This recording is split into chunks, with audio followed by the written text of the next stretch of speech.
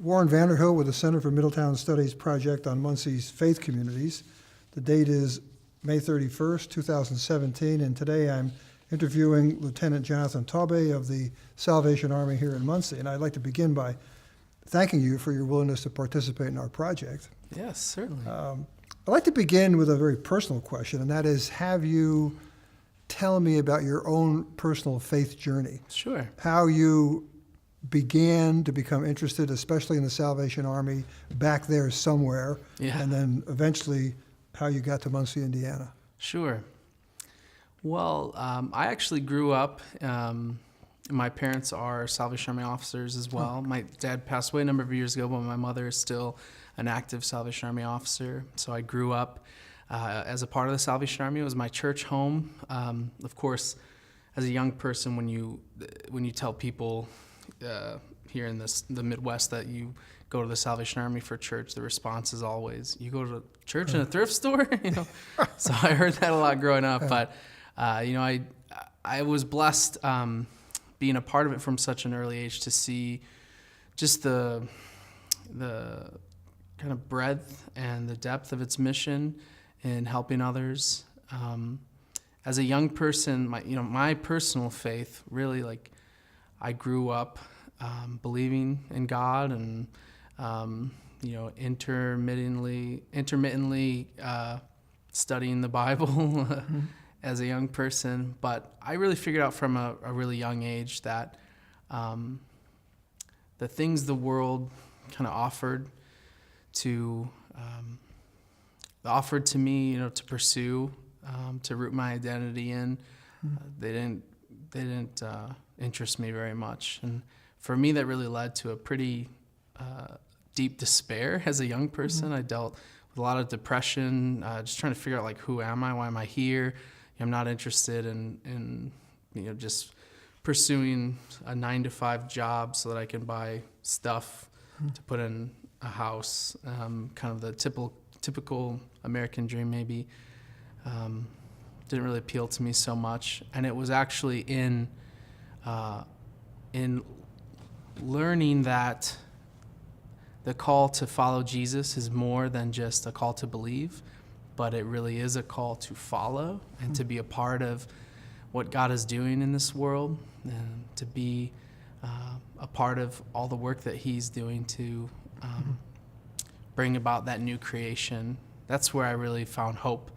And so serving and teaching and helping others connect with the Lord and kind of explore their own faith and find hope for themselves is what really gave me hope for my life. And so, that's... Where were you living at that time? I went to middle school and high school actually in the same city in Wisconsin. Oh, Wisconsin? So southern Wisconsin at that time. Where? A city called Janesville. Oh, yeah, I know, yeah. Yep. Yeah. Went to Cow Pie High was the nickname of I didn't know that.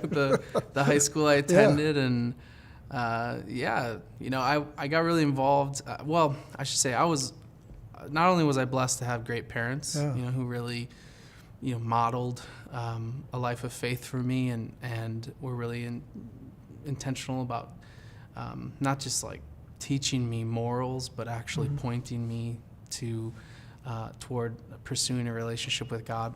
But I was also very blessed to have an old couple from my church that just really took me under their wing and really poured into me and mentored me as I was in the midst of all that kind of existential despair as a 15, 16-year-old, and they kind of pushed me to really explore, so you're not interested in the things of this world, but what is God perhaps calling?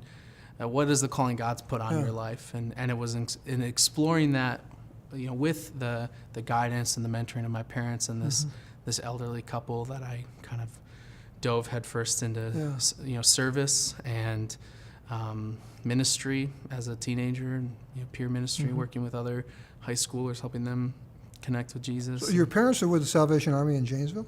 They were, yeah. Oh, okay. Which then, like Muncie, was a thriving industrial community. Yeah. Now, like Muncie, fallen on really hard times. Yeah, very interesting parallels there, certainly. I had friends in high school whose even at that time, which would have been the early 2000s, I knew a lot of people whose parents had worked for GM, and then just within a couple of years, we're no longer working with GM as things were being phased out there. There's a recent book that's just been published on the decline of Janesville and what some of those people who were lifelong GM employees are doing now. Yeah, and it's a very interesting examination of what's going on in all of these what I call satellite automobile cities that are sprinkled across the Midwest. Sure. Yeah. Did you go to college there too? No, I took a very non-traditional educational path, and I did a couple of years at a community college here and there, and then ran out of money and didn't know what I wanted to study. The only thing that interested me was pursuing a degree in biblical theology, but I couldn't afford a private Christian school, and I started working full-time in ministry. So it wasn't until years and years later that I went back and completed my bachelor's, actually online. Probably a good 6, 7, 8 years after I went the first time for a couple of years. Well, go back then a little bit, I guess, and tell me what is the training then of someone who becomes a Salvation Army officer? Sure. What does that consist of? Well, it's really different for different people. We have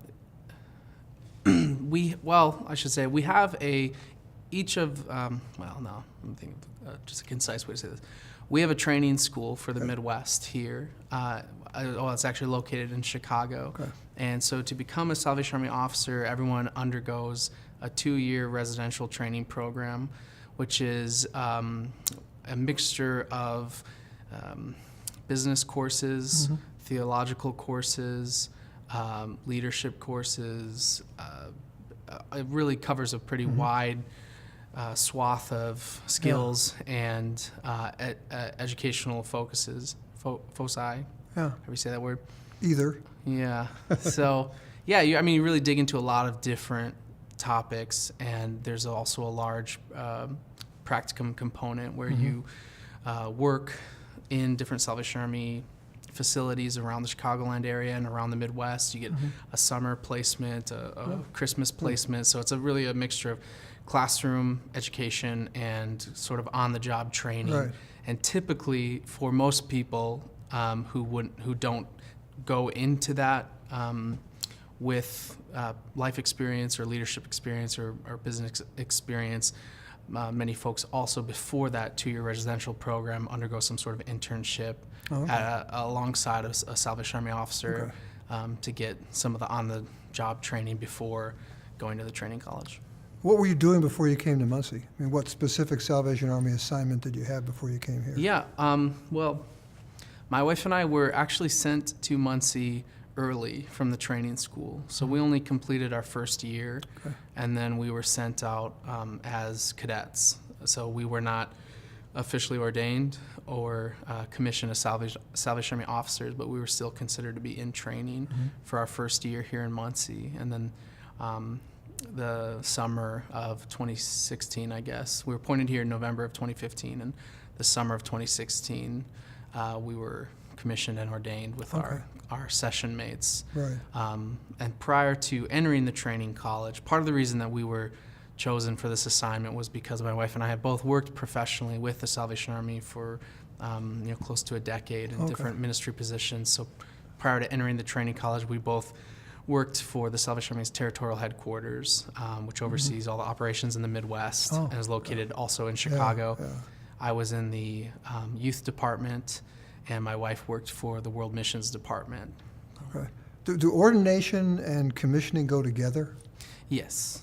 And the Salvation Army is sort of unique in the Christian world in that spouses both undertake the same training and ordination process. So my wife is as equally ordained as I am, and it's up to each Salvation Army officer couple to kind of figure out how to share the responsibilities based on their own giftings. Okay. So it really does vary from couple to couple, kind of who does what.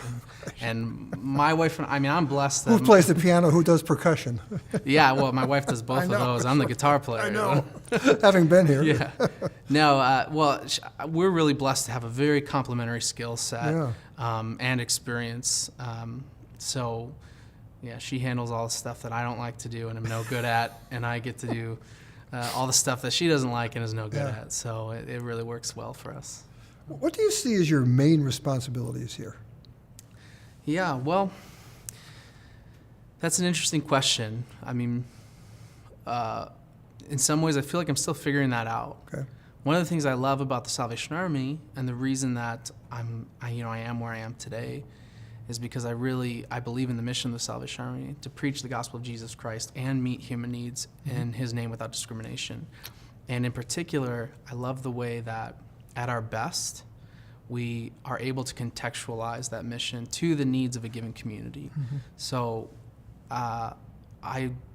being new here to Muncie, I do feel like we're still, we're in the season of learning and trying to discern really, what is our unique mission here in Muncie? How can we best serve this community? What are the resources and the passion and the skill that we have that we can bring to bear on the issues this community is facing to help better Muncie and better the lives of the people we serve? So definitely meeting human need in the name of Jesus without discrimination is an essential part of that, since that is our mission statement. But how that looks in a given community can change with the needs of the context. How would you characterize what I would call the condition of the Salvation Army operation now in Muncie, Indiana? Yeah, that's a good question. Like many churches, I'm sure in Muncie, we've seen a pretty steady decline in basically every area we measure, with the exception probably of the amount of people coming to us for help. Okay. I think if you look at the Salvation Army organizationally, really since probably the 1950s, you'll see those similar declines in membership and attendance and those kinds of numbers.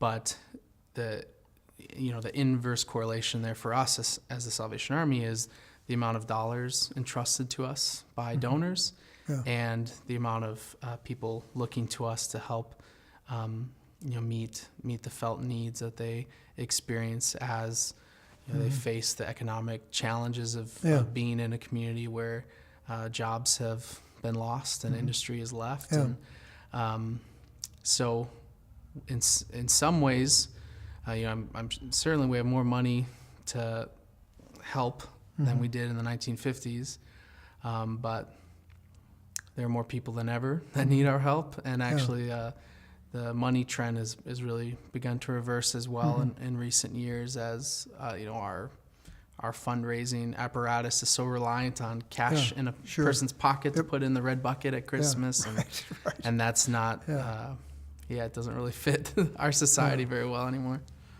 Is there, when you contrast the Salvation Army, and I'm thinking now of the number of people in the pews, with other mainline denominations in a community like Muncie, where there has been, as you just pointed out, a significant decline in all of these mainline congregations. Is there really much pressure to build the congregation in the Salvation Army situation? To have people in the pews at a Sunday service? Yes. I mean, there certainly is. That is also an essential part of our mission. Our mission statement says that we exist to preach the gospel of Jesus Christ and to meet human need in His name without discrimination. And we really firmly believe that those are two sides of the same coin. Right. They inform one another. They relate to one another. They really can't be divorced from one another in our theological understanding. And so it is definitely an essential part of who we are. The challenge comes from as the need has grown, as our influence has grown, as our kind of ability to serve the community has grown, Salvation Army officers, who are also the Salvation Army pastors and the Salvation Army leaders, are pulled in more directions than ever before. And there's more expected of a person in my position today than the CEO of a pretty major company. We have to wear a lot of hats because there's a lot to be done and a lot of responsibility. Well, if I'd come to a service here 30 years ago, would there have been a much larger number of people at the Sunday morning service? Yeah, certainly. I haven't consulted any roll books, but definitely the congregation was probably more than double, triple what it is today. So it does reflect the other mainline denominations in a community like Muncie. Yes, certainly. Although with the understanding that the Salvation Army has always been a much smaller part of we are a very unique kind of subsection of the Universal Christian Church, and really, the Salvation Army has always been a home, place to belong for folks who feel either unwelcomed or just uncomfortable in more typical church congregations. We are like the church for the misfits and the outcasts and people who. And that's true internationally. Very much so. And that's a big part of our history. And really the only reason the Salvation Army is here today as a Christian denomination is because of the difficulty of integrating its first converts into the existing church structures of its day. As in working in the slums of London in the 19th century. Right. And then, that the Victorian sensibilities of that day in London did not really have room for, the gruffness of those first early converts of the Salvation Army as a movement. So kind of out of necessity. There's actually an apocryphal, I don't know if it's really true or not, an apocryphal tale about William Booth, our founder, on his deathbed being like, "Oh no, I didn't ever set out to make another church. Lord, forgive me. Like, it wasn't my intention. Like, I'm sorry it happened this way." So, it wasn't counter the Anglican Communion of the Church of England. No, certainly not. What role do you see for the Salvation Army then, whether it's any part of your mission, in what I would call the wider Muncie community? Yeah. I think where we are at right now, that's a question that we're really asking ourselves. When I look at a community like Muncie with all the needs that are here and all the opportunities for serving and for helping lives change, this is definitely the kind of community where I think the Salvation Army ought to be and needs to be. But how do we fit in of the Muncie today when in a lot of ways organizationally we're still stuck in the Muncie of 20, 30 years ago? Right. We're really in the midst of doing a lot of soul searching. Our building here is in a neighborhood that over the last few decades has undergone some pretty dramatic shifts and is now all student rental housing. It's no longer a neighborhood with families and children, and really the folks who come to us for help are commuting across town to get to our building. So one of the big questions we're looking at now is certainly in 10, 15 years, but even in 3 to 5 years, should we still be here in this building? We're surrounded by student rentals. Yeah, which we love being in this neighborhood. The students bring such an energy to it, and we have great partnerships with Ball State University with student groups there. But really, we're right now kind of just beginning the process of exploring the idea of relocating so that we can be nearer to the neighborhoods and to the folks who need us most, be more responsive to so if you were to do that, then it would seem to me that you would move to the other side of town. Yeah, that would be, that would be my general assumption. But again, being new here, we're really looking to lean on people who are more rooted in the community and really can help us navigate those questions surrounding. Well, I mean, it comes up where you now have people who are driving here. Exactly. Or taking the bus. Or taking the bus, yeah. You know, we're blessed to have a bus stop right here in front of the building, but still, you know, I watch old ladies every week carry their bags of groceries over the bus stop and sit there and wait who knows how long to get home. And you know, is this the best spot for us to be? Are we most responsive to the needs of the community here in this building? You know, I think I'm pretty confident in saying I don't think so. But where should we be? Where ought we consider moving to? That's kind of where we're at. And how do we make that happen? Yeah, you know, that's right.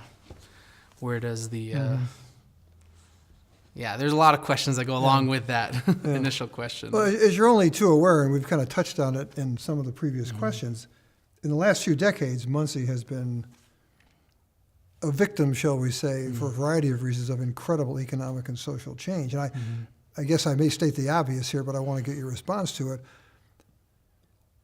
In what ways have these monumental changes in the economic and social life of Muncie impacted something like the Salvation Army?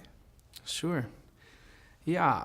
Again, I just preface this by saying I am still very new to the community, but I think, again, having experience in communities like Muncie, one of the things we see really frequently are folks who are so accustomed to poverty that there's a real lack of a sense that things could change for them. You know, there's a real what we call hope deficit. When you look at kids who have grown up in poverty, you know, it's not an accident that poverty is generational. You know, that these cycles of poverty get locked into families, and we really feel organizationally that springs from that hope deficit of you know. I was just speaking with someone yesterday about what they referred to as the agency shuffle. And, you know, Muncie is just, you know, such a generous giving community for all the need, for all the obstacles it faces. I mean, how many nonprofits are there here in town that exist solely to help people? And yet, for folks who are trapped in poverty or who feel trapped in poverty, it's easy to just kind of fall into rhythms of going from one agency for this need to that agency for that need, and never really making progress toward self-sufficiency. And part of that is on us, because again, we're the ones kind of shuffling them around to the various, I don't mean us as the Salvation Army, but us as the nonprofit social service, I was going to say industry, but you know, as social service organizations, we sort of encourage that mentality unintentionally at times. So what we're really looking at as the Salvation Army is a bit of a paradigm shift, and how do we move from just, you know, what are called outputs in social services, the amount of bags of groceries we give out, or the amount of dollars we pay towards a rent or utility bill, to positive outcomes, like seeing families' circumstances change because we're there to come alongside them. And that's part of why we're asking this question of, are we in the right place physically? Not just because the neighborhood changes, but in this building that's, you know, falling apart. And, you know, could we be in something a bit more modern? Well, and just a better steward of resources. Could we be better steward of resources in a facility that wouldn't require so much upkeep and repair, so that we have more available to actually put in as in resources. Constant repair. Yeah. Well, you know, you reach a certain age. I don't want to say anything personally, but you reach a certain age, right? And everything starts to fall apart at the same time. Well, I know. Well, you know, when I talk to, let's say, the pastor at First Baptist or the pastor at First Presbyterian, I'd ask the question, well, have you had members of your congregation who have been impacted by these changes in Muncie's economic and social situation in the past several decades. I mean, that's really an unfair question for you because I think everyone that you encounter has had their lives changed. Is that fair to say? Yeah, I mean, like I said, we're a family of misfits and outcasts, and I think a great majority of the folks who are part of our spiritual community are also folks who've been impacted by the social services we offer in the community, and that's often how we connect with people. And that's why we connect with people in that way. You know, we really believe that the physical need is not always the most serious need people face, and that deficit of hope, that you know, that lack of self-belief, that lack of a ability to imagine a future where things are different, can often be as crippling as the reality of their economic situation. So we really believe in the importance and the power of helping people find their spiritual needs met as well. Put on your one of your other administrative hats here for a minute. Again, a different kind of question to ask you than, say, to ask the pastor of First Presbyterian or Grace Baptist or whatever. What's the funding base of the Salvation Army here? Sure. Here in Muncie, well, I mean, everywhere you go, the Salvation Army, it's similar in that we do all our own fundraising. The money that supports the mission of the Salvation Army here in Muncie and Delaware County is raised here in Muncie and Delaware County. And while the percentage breakdown may differ depending on where you're at, the methods are pretty similar for the most part here in the West in the United States. How that looks here in Muncie is it's not quite a 50-50 split, but we get about half of our annual budget from the red buckets at Christmas. Yep, the red kettles. Makes me feel even better. Yes. Well, I mean, if people want to help the Salvation Army, giving a couple hours ringing a bell at Christmas time, it can't be undersold, that importance. Especially if you're able to strong arm some friends into doing it too. And, you know, we try to make it as easy as possible for people. We've moved to the registertoring.com website where you can pick your own time and date and location. I mean, a successful fundraising season for us, which again is mid-November to Christmas Eve every year. In that time frame, we're trying to raise, you know, more than half of our annual budget. So it's really made. We really make it or break it on the backs of volunteers. So the other side of that then is mail appeal. We still rely really heavily on members of the community who respond to the appeals we send out through the mail and request that support. And we have people who give really faithfully every month or every quarter, every year. And we do receive a very small portion of our budget from some grants like the United Way. We're a United Way funded partner.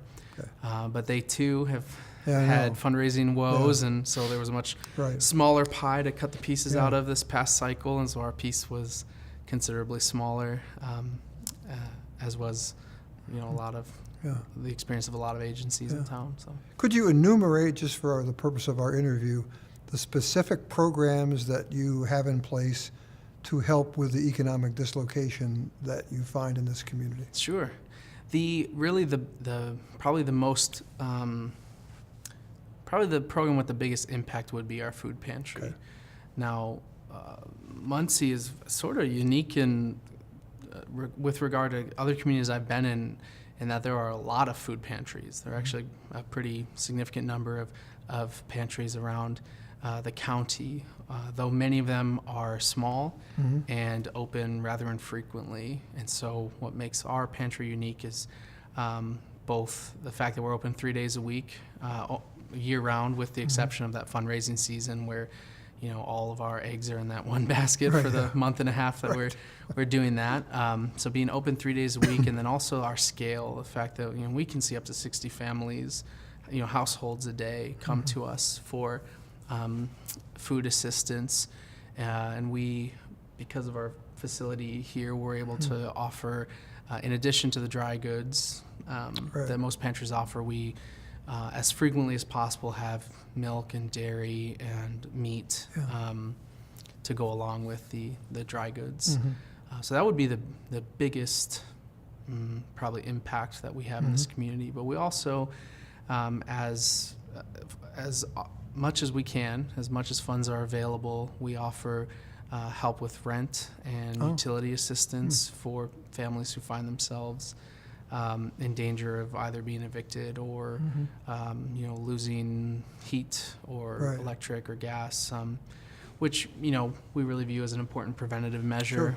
We're trying to, rather than the difficulty of getting a family off the streets into secure housing, it's much easier to keep them in that housing, and avoid shut-offs and evictions. So we do that. We how do you assess that? Yeah, that's really a good question too. When we have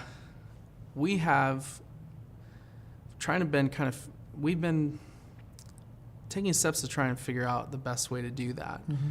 In the past, the approach has been everyone who comes for assistance got a certain amount, like $50 toward whatever their bill was. However, what we have been experiencing, especially in recent years, at least since Mona and I have been here, is that people will come to us with these extremely high bills and hundreds and hundreds of dollars, and $50 is a little Band-Aid that's not even necessarily going to stop the shut-off or an eviction.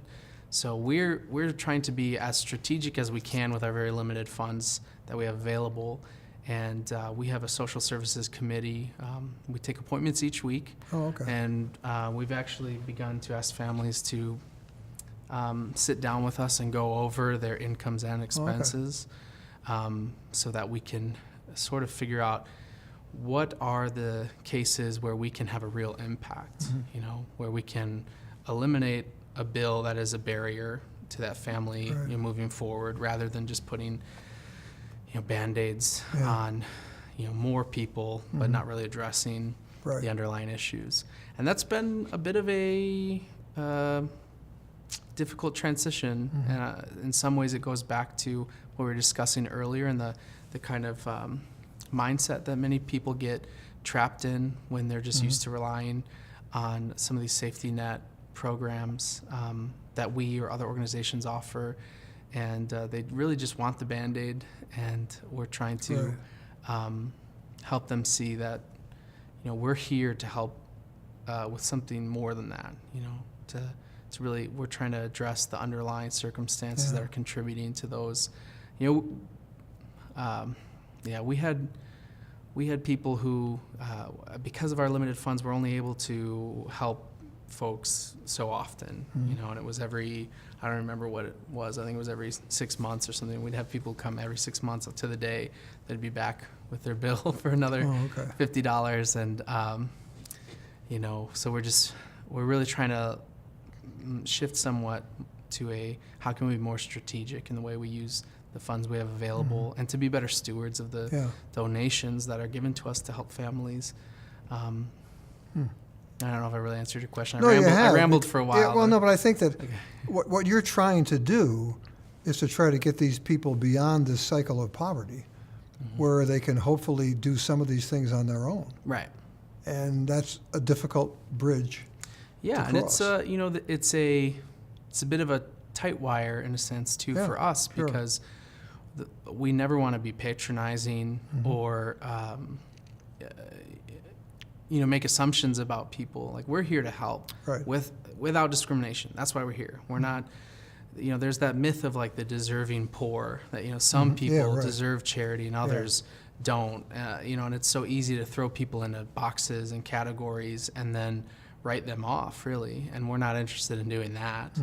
But what we are interested in doing is making every effort to connect with, especially families with children in the home, where they're looking for something different, and we're here to help them navigate that path that for many of them is, like I said, they just feel like there's no hope. They feel like there's no way to change. And a lot of times just like being cheerleaders in people's lives and like making sure they have someone in their corner who believes in them, who believes in their family, who they know is there to support them and wants to see them succeed can make a big difference. Yeah. I know the answer to the question, but I'll ask it anyway because I want to get it on the record. What other churches and organizations do you work with in the community? Yeah, we work with a lot of churches specifically here in Muncie. Which it is there's practically a church on every street corner here in town. You turn around and you bump into another one you never knew was there. And we're blessed to have some really solid partnerships that stretch back decades in many cases. The Salvation Army here in Muncie and Delaware County, which serves tens of thousands of people every year in many different ways, consists of myself, my wife, and one employee who works 35 hours a week. Right. So we could not do what we do without the help of volunteers in the community, and specifically with the partnerships we have in place with other faith communities. Our pantry, which I mentioned earlier, the scale on which it operates only works because we have many faithful church partners who come every week to volunteer their time and help serve our clients. First Presbyterian, of course, is one of our best and oldest friends. We have a group there from that congregation. Not only do they have a group that comes and helps serve in the pantry, but we have a group from the congregation there that actually has a key to the building, and they come in every week and they stock our pantry shelves with dozens and dozens of loaves of bread, cartons of eggs, packages of toilet paper, hygiene products. So, and they collect all the funds for that on their own. They do all the purchasing on their own. They really are some of my favorite people in the community. So, and First Presbyterian is just a great example of the many partnerships we have. There are other churches in town around the county that work with us in different ways. And of course, not to go back to the fundraising even, the churches that partner with us at Christmas time and take a couple days and go out and ring a bell, they enable us to do the work we do year-round in a way that I don't know they always recognize. They think, oh, we're doing this, we'll help a kid get a toy at Christmas. And that's a part of it, but it also stretches into January and August, all year long as we're helping families in all kinds of ways. As you look out a decade or two, do you see that the role of Salvation Army in this community is going to change at all? Yes, I think undoubtedly. And I wish I had like a crystal ball and I could figure out what's it going to look like, because I think that would make my life a lot easier. Because we are we're right in the midst of that process of trying to discern that. Yeah. And again, it goes back to what I said earlier, because we want to be responsive to the needs of the community. We don't want to have a one-size-fits-all approach. And we can't just keep putting Band-Aids on issues. We want to really affect a positive change in people's lives. And in order to do that, I know that we have to focus more and more on building relationships with the folks who come to us. And when you operate at the scale we operate at, that's so hard to do, because you have hundreds of people, thousands of people coming through the building each week, and there's only 3 of us, here as employees of the Salvation Army. So trying to figure out how can we, we're in the midst of an organizational pivot in some ways towards but that. So are the mainline churches. Exactly. And they're your traditional supporters. Yes, exactly. So, yeah, it'll undoubtedly look different. I think part of the reason the Salvation Army and many of these other churches are where they're at today is because we never left the 1950s models we inherited, and they felt really comfortable, and society changed so fast that it took us way too long to realize that the models we were using were ineffective. The world we live in today is so radically fragmented. Society is so atomized, and in order to impact people's lives, we really need to focus more than ever on basic human development, helping people develop and find for themselves a coherent, integrated identity. And the economics plays a huge part in that fragmentation process, and in keeping people trapped in that kind of the dissonance, the incoherence of the adolescent identity formation. And I mean, now I'm going that's fine. Off on a rabbit trail. But that's appropriate. I've heard it said really succinctly, you can't divorce spiritual maturity from human maturity. And those things really go hand in hand. When you're talking about issues of poverty, especially in the impact it has on young people,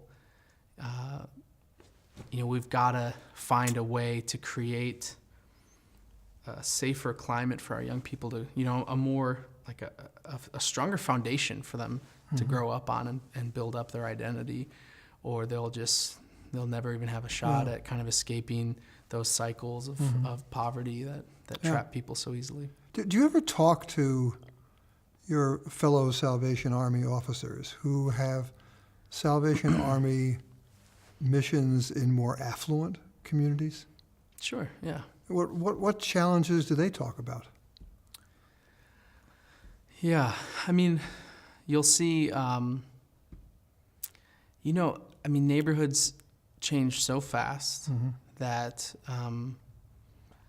unfortunately, Salvation Army is not much different than many mainline churches in the way that our congregations have moved further and further out of urban centers.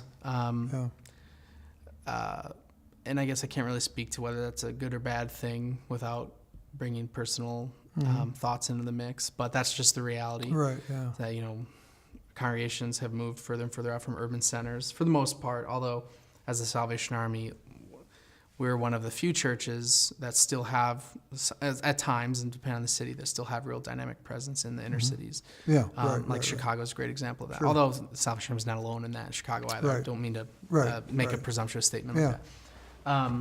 But still then, I'm thinking of some of the more affluent, as affluent as the Salvation Army gets, I should say, sure. Which is nothing in comparison to, my context, I'm picturing the suburbs of Chicago. Yeah, me too. And our affluent churches are nothing like the affluent churches of other denominations in the suburbs of Chicago. But in some ways, they're similar in the fact that a lot of them are commuter churches. Yeah. So people don't, no one lives in the community where they congregate to worship, which is a unique challenge, opportunity. If communities of faith are about more than, which I wholeheartedly believe, like a community of faith has to be about more than an hour and 15 minutes on Sunday morning where you keep a seat warm, right. It's got to be about more than that, or it's no longer the body of Christ. It's no longer the church.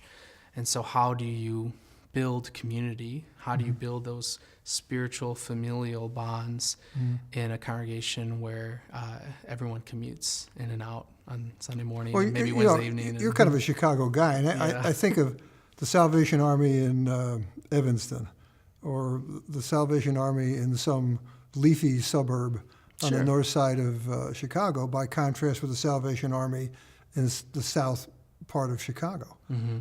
Obviously there are Salvation Army.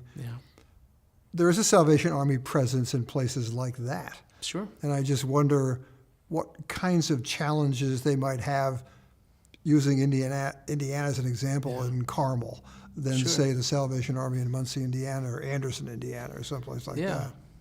Well, the Salvation Army in Indianapolis and the northwest side of there, they the Salvation Army is an interesting paradigm in and of itself, because our ministries are almost never funded entirely by the congregation, Right. because again, our congregations are so small in comparison to the scale of impact and presence we have in the community. So, I mean, if you're doing your fundraising in an affluent community, you already have a huge leg up. Right. I mean, there's fundraising in the Fishers, Caramel area is very different from fundraising in Muncie. Sure. Although I'll tell you the truth, the fundraising from, if I understand Muncie right, the north side would be considered a more affluent neighborhood. Right. The south side, the more impoverished neighborhoods. And yet, if you look at the dollars per capita brought in at the stores on the south side and the north side, you see, national trends where like impoverished communities typically give more.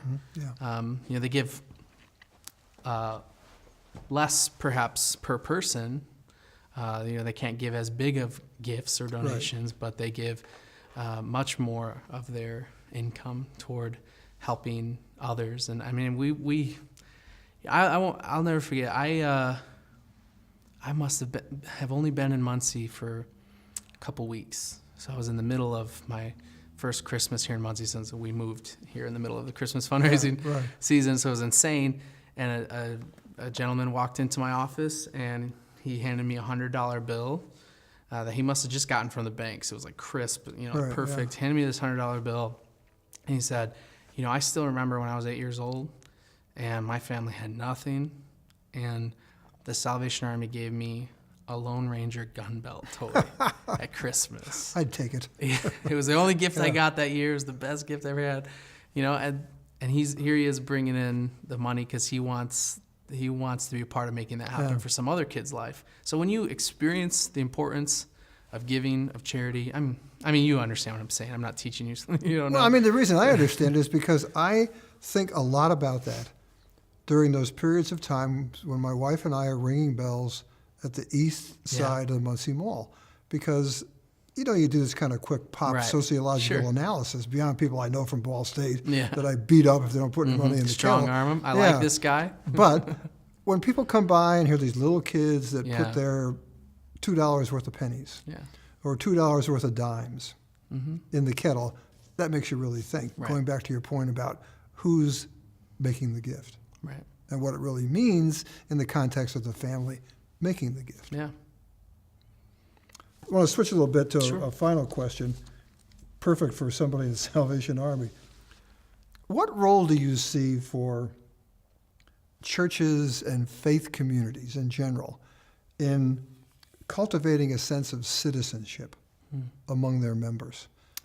Do you think it's important for a group like the Salvation Army to work toward developing a sense of what it really means to be a citizen in a community?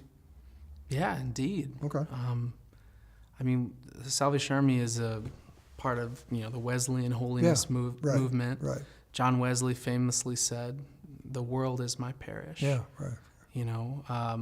The Salvation Army historically, this Friday we talked earlier about Donut Day and celebrating the memory of those girls who went to mend clothes and write letters for the illiterate boys who had guns put in their hands and, on the shores of France at World War I and fighting this, being put through that meat grinder. Right. The Salvation Army historically has been a movement that has been on the ground in different nations. There were Salvationists in Germany and, in France and UK during World War I and World War II. And we have made it clear that, we view ourselves as global citizens, not to abnegate responsibility to a local government or try to, claim some authority that supersedes that, but recognizing that Christ's authority supersedes that, certainly, and that we are ultimately one people, one race, one family, and we have a responsibility to one another because of that. I think both in that kind of global context, it's that. I should rephrase it. It is that global context that informs the local context. So when we sit here together on Sunday mornings, again, as I said earlier, I've got to believe that belonging to Christ, being a part of the church, being a part of his body is about more than that hour and 15 minutes we spend together on Sunday mornings.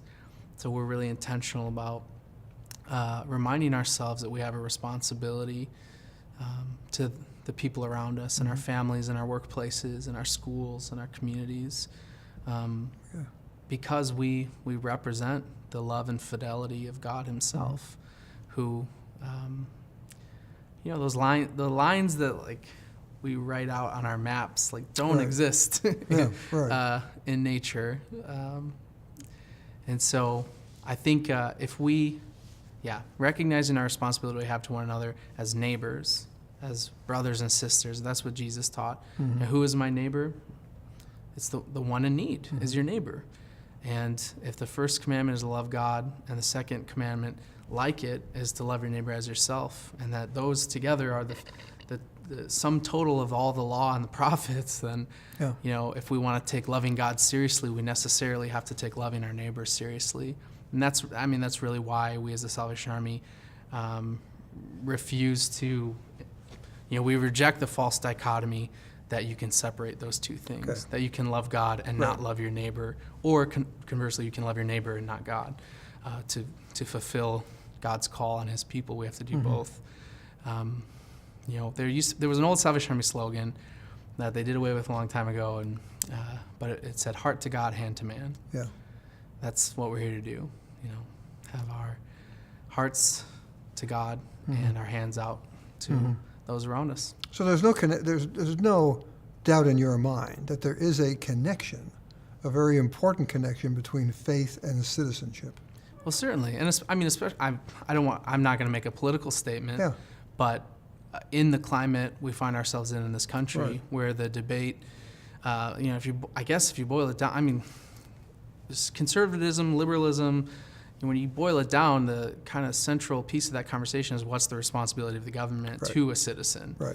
Is it to stay out of their hair, or is it to provide for their needs? Really, if we want to overly simplify the debate, that's what it is.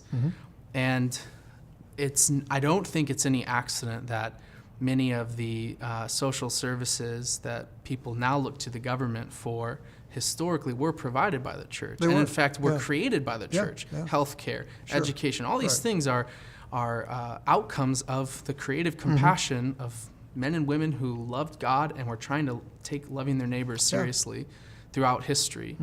And as the church has abnegated their responsibility to their neighbor, we've kind of pawned it off on the government. In some ways, it's been sort of a convenient relationship there until all of a sudden it's not, and then we want to protest different things that in the age of who knows what. Right. So I think it's I don't know practically what that looks like in 2030 or even in 2018, let alone today. It's a big sticky situation, but what would it look like for the church to take seriously her responsibility to caring for their neighbor? And could that bring some healing into this political maelstrom that our nation is caught up in? I don't know. I certainly have hope that it could. Well, as in judging a community by how well it's able to care for those least able to care for themselves. Yeah, when it goes back to that idea of human maturity, spiritual maturity, maturity developmentally is the ability to care for the needs of the less mature. As a father, when my son and my daughter came into this world, my life becomes radically reordered around their needs. And a community used to not operate all that differently. And then now here in Muncie, we're in this interesting situation where our school system's falling apart.